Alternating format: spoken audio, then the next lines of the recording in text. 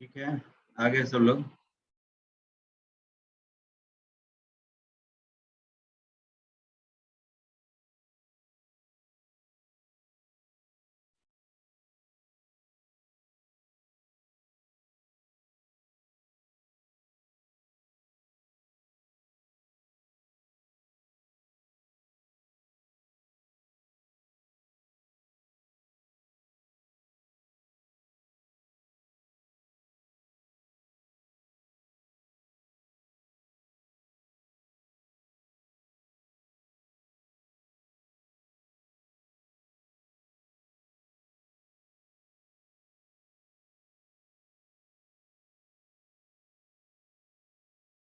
ठीक है, ऑडिबल है?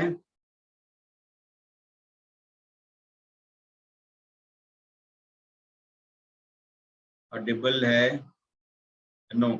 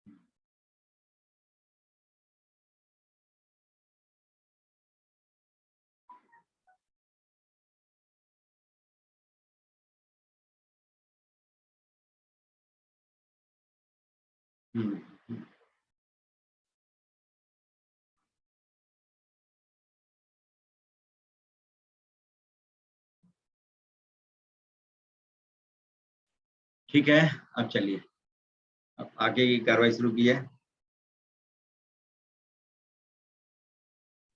सर। हाँ, ऑडिबल है? जी सर। बोलिए। सर अभी जो आपने क्वेश्चन कराया था इसमें x-1 x+1 वाला जो हाँ, साइड में है सर।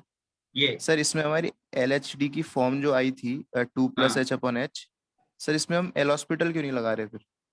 इसमें देखिए, एल हॉस्पिटल तब लगाते हैं जब फॉर्म इनडिटर्मिनेट हो, है ना? जब, और वो भी 0/0 फॉर्म हो या ∞/∞। ठीक है, अच्छा सर। एल हॉस्पिटल लगाने के लिए सबसे पहले फॉर्म चेक कर लेना है कि वो 0/0 या ∞/∞ है कि नहीं। सिर्फ इन्हीं दोनों फॉर्म में आप एल हॉस्पिटल रूल का यूज करके लिमिटिंग वैल्यू निकाल। ठीक, लेकिन यहाँ पे ये तो डिटर्मिनेट है।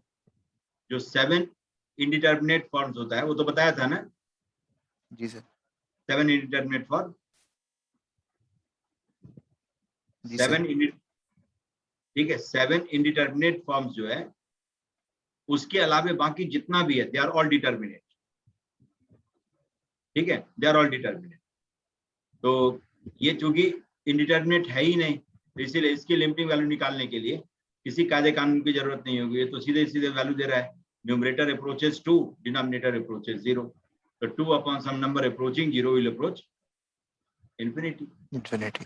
ठीक है सर। ठीक है ना? जी सर। देखिए, ठीक है, जो 7 इनडिटर्मिनेट फॉर्म है वो आपका यही है, अप्रोचिंग 0 और अपॉन अप्रोचिंग 0। ठीक है, इन्फिनिटी अपॉन इन्फिनिटी, इन्फिनिटी चूंकि लिमिटिंग वैल्यू होती ही है, इन्फिनिटी माइनस इन्फिनिटी। ठीक है, ये 3 हो गया आपका, और infinity raise to the power approaching 0, approaching 0 raise to the power approaching 0, और 1 raise to the power infinity.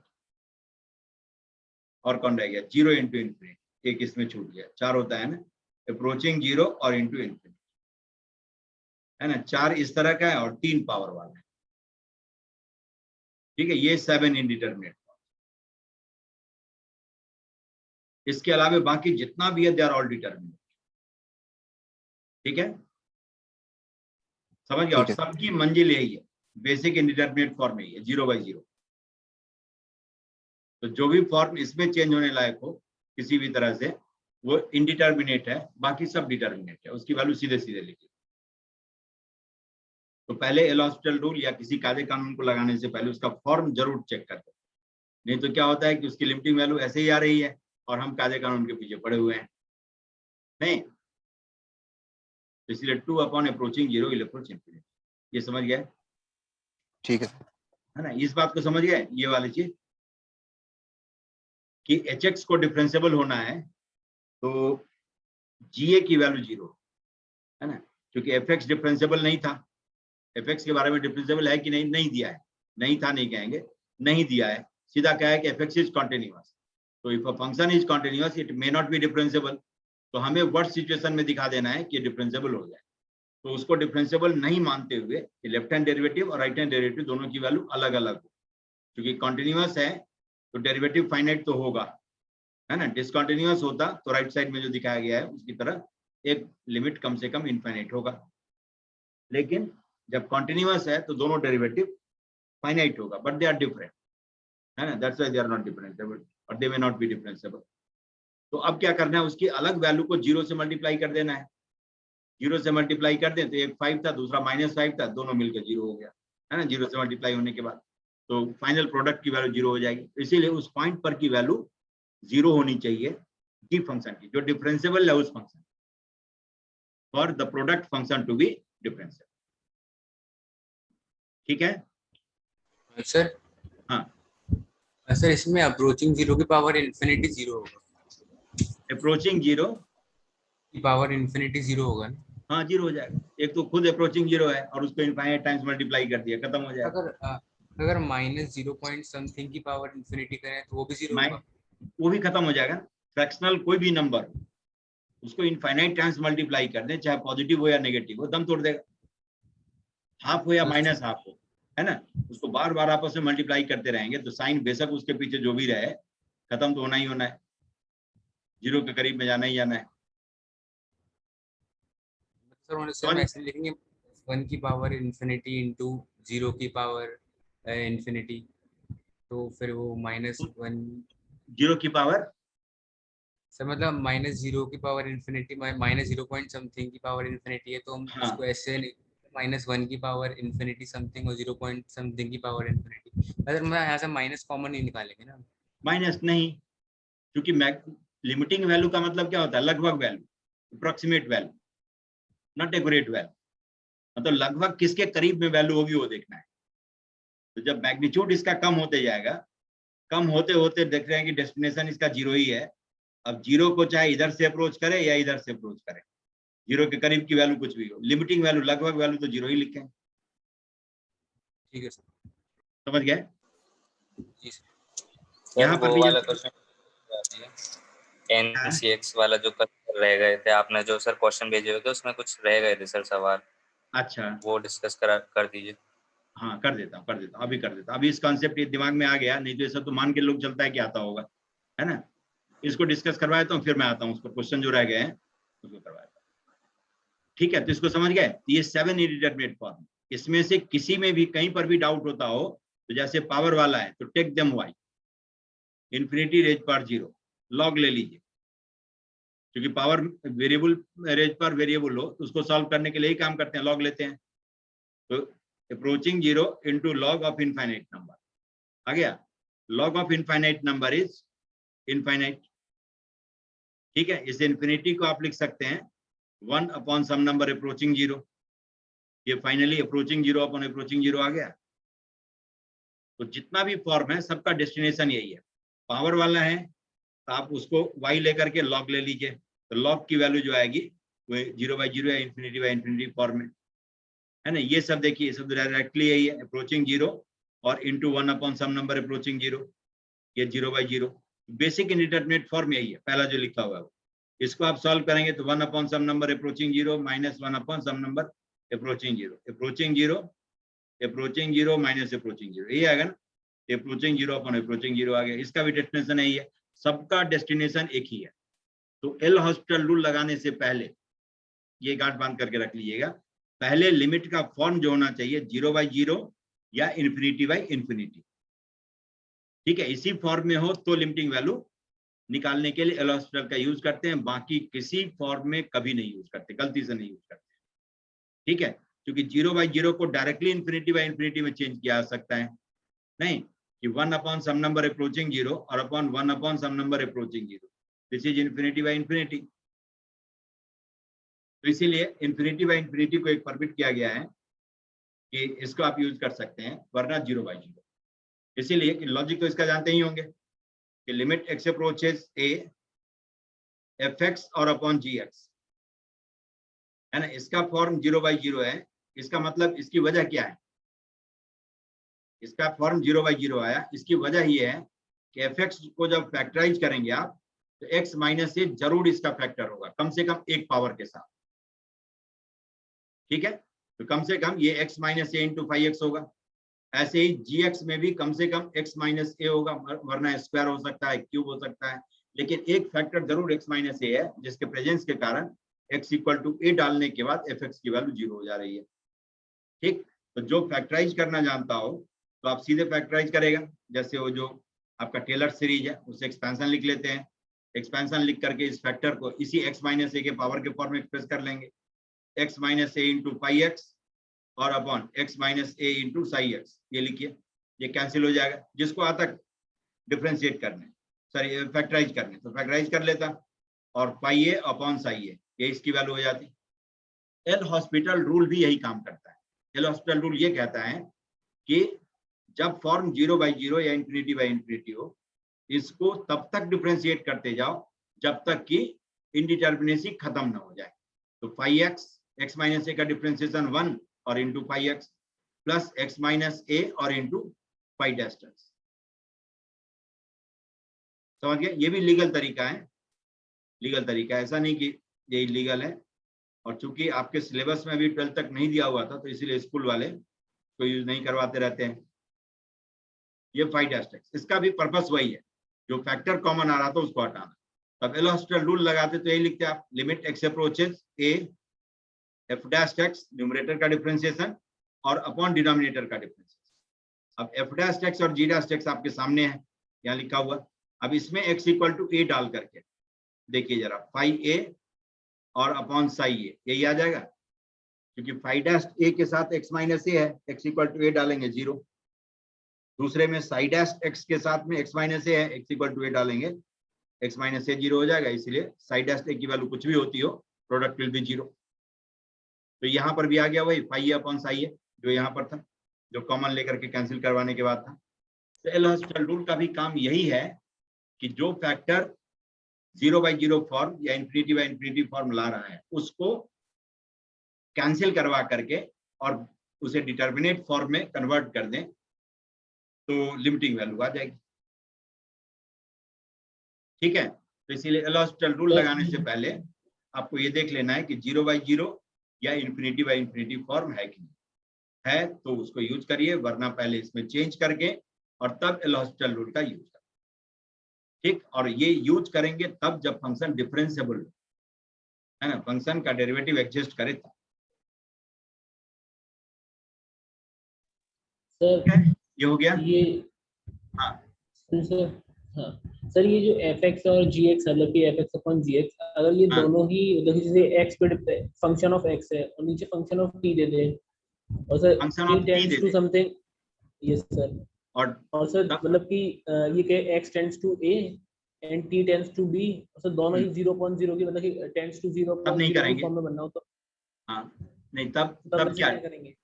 तब डिफरेंशिएट करना नहीं सर, क्या करेंगे उसकी जगह पे? नहीं, तब तो सिंप्लीफाई करिए, तब तो सिंप्लीफाई करके उसको देखिए कि चूंकि t और x का जब तक रिश्ता नाता नहीं देगा तब तक तो आप सॉल्व ही नहीं कर पाएंगे। तब इंडिविजुअल t वाला फंक्शन अलग से सॉल्व हो जाए और x वाला अलग से सॉल्व हो जाए, तब सॉल्व हो सकता है। समझ गए? कि जैसे टी वाला जो फंक्शन है, जो जिस इंडिटरमिनेट फॉर्म का हो, उस इंडिटरमिनेट फॉर्म की वैल्यू आ गई, ठीक है, वो वैल्यू एक्स वाले फंक्शन को कोऑपरेट करे या ना करे, एक्स वाला या तो अपने दम पर सॉल्व हो जाए या नहीं तो टी वाले की जो लिमिटिंग वैल्यू आई थी, टी और एक्स में जब तक रिलेशन नहीं है तब तक दोनों को मिक्स तो कर नहीं सकते, दोनों को साथ साथ हैंडल कर नहीं सकते, दोनों अपने अपने हिसाब से वेरी करेगा, है ना। जैसे हमने लास्ट क्लास में ही देखा था, एम और एन था, तो दोनों को साथ साथ तो हमने डील नहीं किया। पहले एन वाले से पूछा कि किस तरह की वैल्यू दे रहे हो बताओ, वो जिस तरह की वैल्यू दिया उसमें अब पावर एम रेज हो रहा था, एम वाज अप्रोचिंग इंफिनिटी, तब उसके हिसाब से हमने देखा कि एन वाला जो पार्ट है उसकी वैल्यू फ्रैक्शनल है कि मोर देन 1 है कि 1 है, उसके हिसाब से पावर रेज होने के बाद उसकी वैल्यू आ गई, ठीक है। तो ऐसे ही जब एक से ज्यादा वेरिएबल हो उसमें घबराना नहीं है, या तो दोनों में कुछ रिलेशन होता होगा, है ना, x and y are related by this relation, या x and y lies on this curve या मूव्स अलोंग दिस पाथ, ठीक है। ये हायर लिमिट में आगे जा करके आपको देता है, लेकिन वहां पर भी यही करेगा, वो पाथ दे देगा आपको जिस पर कि एक्स और वाई वेरी करता है।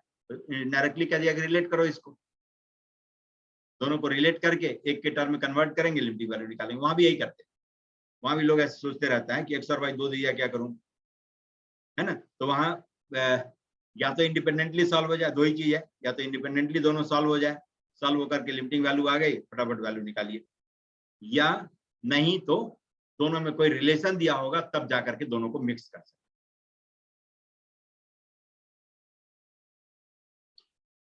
ठीक है, यस सर।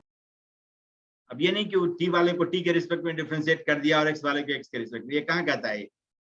एल'हॉस्पिटल रूल जो है वो इस लॉजिक से बनाया हुआ है, लॉजिक ये है ऐसा नहीं, वो तो फैक्टर कैंसिल नहीं होगा ना उसका। हाँ, जो फैक्टर कॉमन था उसको या तो फैक्टराइज करके आप कैंसिल कर लीजिए, या नहीं तो डिफरेंशिएशन का प्रिंसिपल ये है कि कोई भी फैक्टर जितने पावर के साथ में होगा उतने बार उसे डिफरेंशिएट करेंगे तो कॉमन आना बंद हो जाएगा, और वो कॉमन आना बंद हुआ तो इंडिटरमिनेसी खत्म हो गई। नहीं, क्योंकि उसी फैक्टर के प्रेजेंस के कारण approaching zero by approaching zero form आता था, है ना, या इंफिनिटी बाई इंफिनिटी फॉर्म आता था। तो जो जीरो बाई जीरो या इंफिनिटी बाई इंफिनिटी फॉर्म लाने वाला फैक्टर है वो कैंसिल हो गया डिफरेंशिएशन के साथ, तो इसीलिए बाकी जो है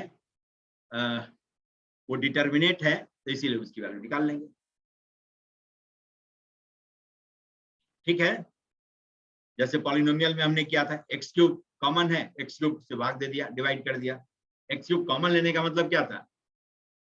सॉरी, एक्स क्यूब से डिवाइड करने का मतलब क्या था? एक्स क्यूब कॉमन लेकर के हमने कैंसिल कर दिया, ये था। X cube was approaching infinity, उसी को 0/0 में कन्वर्ट करना हो तो एक्स को 1/y ले लीजिए, 0/0 में कन्वर्ट हो। ठीक, यही सब जोड़ घटा करना है। हो गया? Yes sir. अब बताइए, अब कौन से सवाल थे रह गए थे?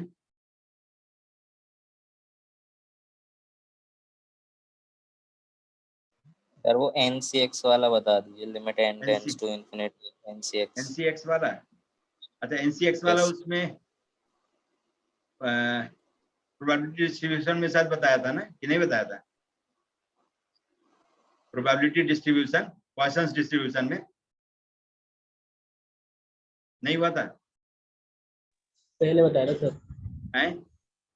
पहले बताया था, इस बार नहीं बताया था। अच्छा, इस बार नहीं बताया था। चलिए, तो दूसरे बैच में, उस बैच में शायद बताया था पॉइसंस डिस्ट्रीब्यूशन। मैं बता देता हूँ, अभी बता देता हूँ।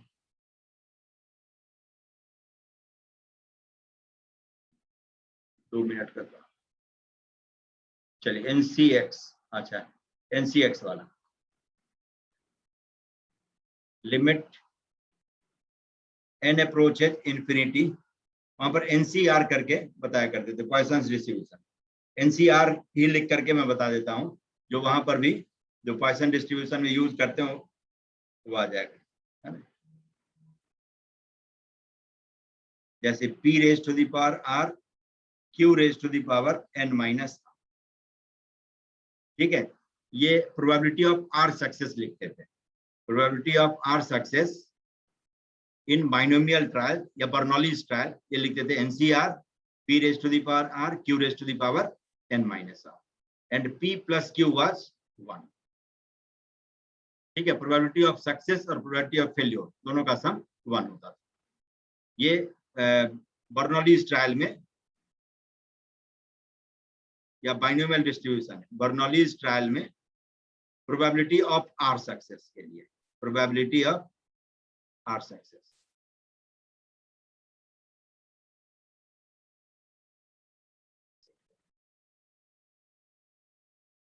ठीक है, प्रोबेबिलिटी ऑफ आर सक्सेस, इसके लिए एक्सप्रेशन ये है। अब इसी में if n approaches infinity and p approaches 0 but n into p is finite, n into p is finite equal to mu is finite,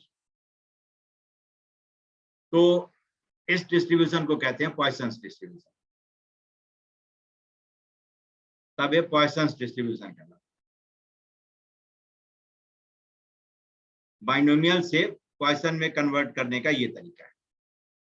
number of trials infinite हो and probability of success in each trial is very very less approaching 0, but n into p जो कि mean of distribution कहलाता है वो mu है, n into p। तो ये पॉइसन्स distribution, इसमें प्रोबेबिलिटी ऑफ आर सक्सेस के लिए आप इस तरह का रिलेशन यूज करते हैं।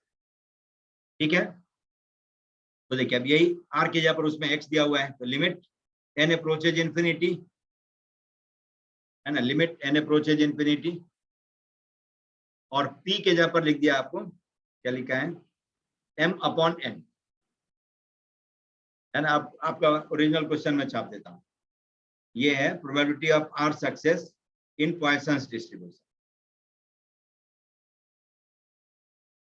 इसके लिए तो limit n approaches infinity NCX, ठीक है, m upon n raised to the power x और 1 minus m upon n raised to the power n minus x। ठीक है, इसकी लिमिटिंग वैल्यू क्या रहा बता। अब जरा लिखिए, लिमिटिंग कंडीशन n पर है, तो आप इसे लिख लेंगे n approaches infinity n factorial और अपॉन x फैक्टोरियल और n माइनस x तक हो जाएगा। m raise to the power x, देखिए ये m raise to the power x बिल्कुल बाहर आ जाएगा, m raise to the power x। अब अगला टारगेट अपना ये होगा कि जिस पर भी लिमिटिंग कंडीशन नहीं है उसको बाहर करना, 1 minus m upon n raise to the power n minus x। ठीक है, तो आप m raise to the power x बाहर कर सकते हैं, अपॉन x फैक्टोरियल को बाहर कर सकते हैं। ठीक है, क्या बाहर हो गया। अब रह गया आपका limit n approaches infinity n factorial है ना, और divided by n minus x factorial और into 1 upon n raise to the power x और 1 minus m by n raise to the power n minus. ठीक है, ये है आपका अब बता हुआ है। चलिए मैं लिख देता हूं, तो m raise to the power x और अपॉन x फैक्टोरियल। ठीक है, m raise power x upon x factorial, limit n approaches infinity. अब जरा देखिए n फैक्टोरियल और n माइनस x फैक्टोरियल, इसको कैंसिल करें तो n माइनस x फैक्टोरियल तक कैंसिल हो जाएगा। जैसे मैं लिख ही देता हूँ, 1 2 से लेकर के n माइनस x, इसके आगे होगा n minus x plus 1, n minus x plus 2, नहीं, और होते होते n तक का product divided by n minus x factorial, जो कि यहां से लेकर के यहां तक का प्रोडक्ट है, ये और ये कैंसिल हो, n raise to the power x, इसको नीचे में मैंने लिख दिया 1 minus m by n raise to the power n minus. ठीक है, यहां तक पहुंच गए। अब जरा देखिए m raise to the power x upon x factorial, limit n approaches infinity. अब ऊपर में जो फैक्टर रह गया जो कैंसिल नहीं हुआ है वो कितना फैक्टर होगा, x, क्योंकि n टोटल फैक्टर था उसमें से कितना हमने कैंसिल किया, n माइनस एक्स, तो remaining number of factor will be x। और डिनोमिनेटर में n के पावर में भी कितना लिखा हुआ है, x ही लिखा हुआ है नहीं, तो हर एक फैक्टर को एक एक n दे दें तो जितना भी n आपको इंडिपेंडेंट दिख रहा है सब n अपॉन में आ जाएगा। तो जैसे मैं पहला लिखता हूं 1 minus of x minus 1 upon n, पहले को एक n दे दिया, दूसरे को भी एक n दे दिए x माइनस 2 और अपॉन n, है ना। ऐसे ही लास्ट में n माइनस 1 है तो 1 माइनस 1 अपॉन n, और फाइनली n अपॉन n। हो गया, यही कहानी है। और 1 minus m upon n raise to the power n minus x। अब जरा देखिए हर ब्रैकेट की लिमिटिंग वैल्यू 1 है, ये सब 1 है और ये तो कैंसिल ही होकर के 1 हो गया। ठीक है, हर ब्रैकेट की, ग्रेटेस्ट इंटीजर नहीं है, ब्रैकेट है, हर ब्रैकेट की लिमिटिंग वैल्यू 1 है एक्सेप्ट लास्ट फैक्टर, क्योंकि x minus 1 upon n, n approaches infinity is 0, x minus 2 upon n, n approaches infinity is 0, है ना। तो हर ब्रैकेट की वैल्यू आ गई, लिमिटिंग वैल्यू आ गई 1। तो जो रह गया अपना ये m raise to the power x upon x factorial और लिमिट n अप्रोचेज इंफिनिटी और 1 minus m upon n raise to the power n minus x। अब इसका फॉर्म किस तरह का है, 1 raise to the power infinity नहीं, अप्रोचिंग 1 रेज पावर इंफिनिटी, ये इंडिटरमिनेट फॉर्म है।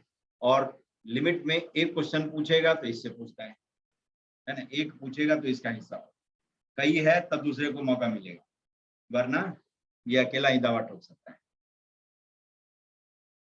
ठीक है, अभी आ गया m raise to the power x और अपॉन x फैक्टोरियल। अब जरा देखिए ये इस तरह की लिमिट हो, limit x approaches a fx raise to the power gx, और इसका फॉर्म आ जाए 1 रेज पावर इंफिनिटी, इसको क्या लिख लेते हैं, e raise to the power limit x approaches a और बेस फंक्शन -1 fx -1 और इंटू gx। ठीक है, इसका फॉर्म अप्रोचिंग 0 और इंटू इंफिनिटी, जो कि इंडिटरमिनेट फॉर्म, इस फॉर्म। अब इसकी लिमिटिंग वैल्यू निकाली जा सकती है। अब आ गया, इसको लिख सकते हैं आप e raise to the power, जो भी लिमिट है वो limit n approaches infinity, base function -1 तो माइनस m बाई n और इंटू n माइनस x। हो गया, इसको लिख सकते हैं m raise to the power x। ठीक है, m raise to the power x और e raise to the power जो भी limit n approaches infinity minus m और 1 माइनस x बाई, क्योंकि इनफाइनाइट नंबर को हमेशा डिनोमिनेटर में लाने की हमारी कोशिश होती है, तो इसकी लिमिटिंग वैल्यू आ गई e raise to the power minus m।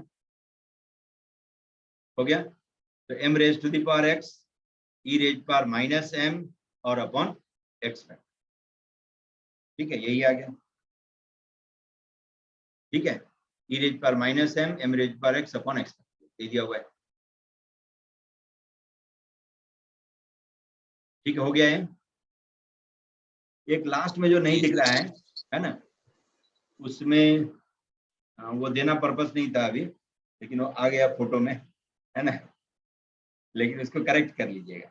Limit क्या, x अप्रोचेज इंफिनिटी, n पर कोई लिमिटिंग वैल्यू नहीं, x approaches infinity a1 raise to the power 1 by x, a2 raise to the power 1 by x, a3 raise power 1 by x, है ना, और plus an raise to the power 1 by x and upon n है raise to the power, whole raise to the power है nx,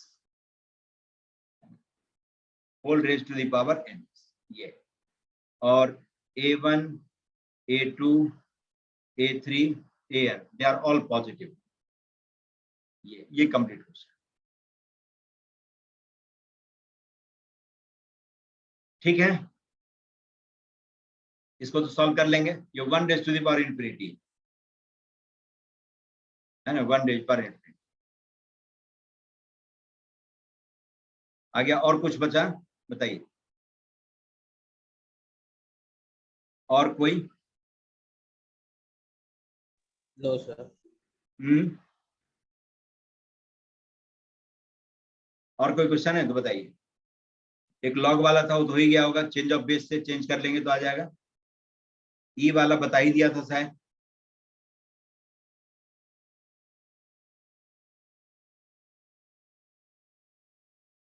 ठीक है, अब तो हो गया। कंपोजिट जी फंक्शन सर। वाला है, कंपोजिट फंक्शन वाला तो हो गया था, जी सर हो गया। Yes sir. है ना। लाइन सेगमेंट वाला A B B C C D D और F over F X equal to 6 जी सर हो गया। आ गया था। जी सर। तो देखिए अब एक और चीज जो बताना जरूरी है ना, जैसे लिमिट में जो वेरिएबल होता है ना, वो क्या होता है, और जब एल हॉस्पिटल, जैसे एल हॉस्पिटल के लिए बहुत लोग अटेम्प्ट करते हैं, ये जानना जरूरी है। जैसे आपको लिमिट दे दिया y अप्रोचेज x, है ना, x raise to the power y minus y raise to the power x और upon y raise to the power y minus x raise to the power x, ये दे दिया। ठीक है, और कहता है इसकी लिमिटिंग वैल्यू बताओ। अब देखिए इसका फॉर्म तो यही है 0/0, है ना। अब यहाँ होगा कि आप एल हॉस्पिटल रूल लगाएंगे और कोई रूल भी आपके पास में नहीं है, तो रूल में कहेगा कि डिफरेंशिएट करो। डिफरेंशिएट करो तो किसके रिस्पेक्ट में, तो जो वेरी करता है वो आपका वेरिएबल होता है।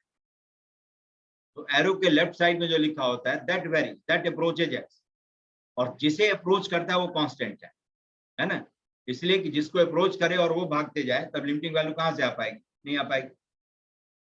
समझ गए। तो जो अप्रोच करता है वो वेरिएबल है, और जिसे अप्रोच करता है वो स्थिर है, वो बैठा हुआ है कहीं, तब उसे छू सकता है, तब उसको पाने की कोशिश कर सकता है। ठीक है, तो वेरिएबल और कांस्टेंट का डेफिनेशन ये है। तो y is variable, x is constant. तो लिमिटिंग वैल्यू जो होगी किसके टर्म होगी, कांस्टेंट के टर्म। अब इसको डिफरेंशिएट करेंगे आप, तो दो ही डिफरेंशिएशन की जरूरत होती है। d by dx of x raised to the power n is nx n minus 1, और d by dx of a raised to the power x is a raised to the power x log a। ठीक है, ये दो की जरूरत होती है। ऐसे वेरिएबल रेज पर वेरिएबल कोई भी फंक्शन हो उसको डिफरेंशिएट करें। अब बारी बारी से क्या करेंगे, बाय द वे दोनों वेरिएबल है, तो बारी बारी से एक को कांस्टेंट लेकर के दूसरे के रिस्पेक्ट में डिफरेंशिएट करिए। जैसे देखिए यहाँ पर मैं करता हूँ x raise to the power y, और y इज वेरिएबल। इसका फॉर्म किस तरह का है, इस तरह का, a raise to the power x के फॉर्म का। तो इसका डिफरेंशिएशन क्या हो जाएगा, x रेज पावर y और log x minus y raise to the power x, y is variable. इसका फॉर्म किस तरह का है, x रेज पावर n के फॉर्म का, x और y raise to the power x minus 1 nx n minus 1। Numerator का डिफरेंशिएशन हो गया। डिनोमिनेटर में देखिए y raise to the power y, इसको डिफरेंशिएट करना हो तो न्यूमरेटर को कांस्टेंट ले लीजिए, तो इसका फॉर्म हो जाएगा पहले फॉर्म का x रेज पावर n के फॉर्म का, तो y और y raise power y minus 1, फिर प्लस बेस को आप कांस्टेंट की तरह ले लीजिए, तो a raise to the power y का y के रिस्पेक्ट में differentiation, a raise power y log a, और a इज y, इसीलिए a के जगह पर भी y रखना है। ये डिफरेंशिएशन हो गया। और सेकेंड पार्ट का x रेज पावर x का 0, बिकॉज x इज कांस्टेंट। ठीक है, x की वैल्यू कांस्टेंट, ये आ गया। ये इसका डिफरेंशिएशन। तो वेरिएबल रेज पर वेरिएबल हो तो कायदा कानून तो यही कहता है, जैसे बोर्ड एग्जामिनेशन होता तो लॉग लेकर के डिफरेंशिएट करते, लेकिन अब तो बोर्ड का चक्कर खत्म है, एमी वाले के सिवा, है ना, एमी वाले को तो है, तो वहां पर कोई दिक्कत, आप आराम से ये कर सकते हैं डिफरेंशिएशन। वेरिएबल रेज पर वेरिएबल है तो सीधा सीधा पावर को कांस्टेंट ले लीजिए, फिर डिफरेंशिएट करिए, फिर बेस को कांस्टेंट लेकर डिफरेंशिएट करिए, दोनों को ऐड कर दीजिए, ये फंक्शन का डिफरेंशिएशन आ जाएगा जो वेरिएबल रेज पर वेरिएबल के फॉर्म का है। तो y raise to the power x, ये हो गया आपका,